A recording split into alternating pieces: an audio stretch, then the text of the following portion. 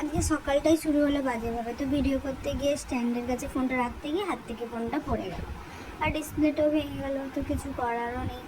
দিয়ে অনেক দিন পর একটু রোদের দেখা পেয়েছি, তো ভাবলাম রোদের যখন দেখা পেয়েছি বালিশগুলো একটু রোদে দিয়ে দিই, অনেক দিন রোদেও দেওয়া হয়নি।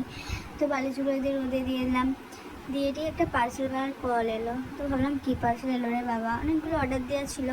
তারপরে বাবা এতদিন পর এলো হাগিস।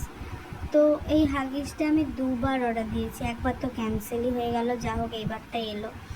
দিয়ে আরও কয়েকটা বালিশ ছিল, উঠিয়ে নিলাম। উঠিয়ে নেওয়ার পর দিয়ে এবার দেখো কী করি।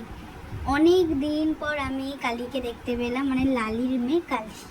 আমি নামটা দিয়েছি। এই বাচ্চা হয়েছে, বাচ্চা হতে একদম রোগা হয়ে গেছে। আগে কত সুন্দর মোটা সোটা ছিল।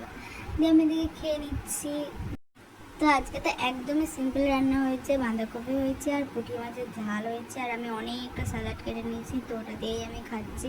পুঁটি মাছটা আমি একদম আগে পছন্দ করতাম না, এখন একটু একটু পছন্দ করি। যাও খেয়ে নিচ্ছি। তোমার আর খেলনা নেই? হ্যাঁ, তুমি যে টিস্যু পেপারটা নিয়ে খেলছো, তোমার এটা ভাল লাগছে এই খেলনাটা? তোমার আর খেলনা নেই? কি হলো? এদিকে দেখো। ওই, তোমার আর খেলনা নেই তো বাপি? এই খেলনাগুলো কার? এই যে ডোরেমন, টেডি, পান্ডা, তারপরে ক্যাট, এই খেলনাগুলো কার? এগুলো তোমার নয়? টিস্যু পেপার দেখে তো আমি অবাক। দেখছি পুরো একে একে দুধের বোতল ধরে খাওয়া আরম্ভ করে দিল।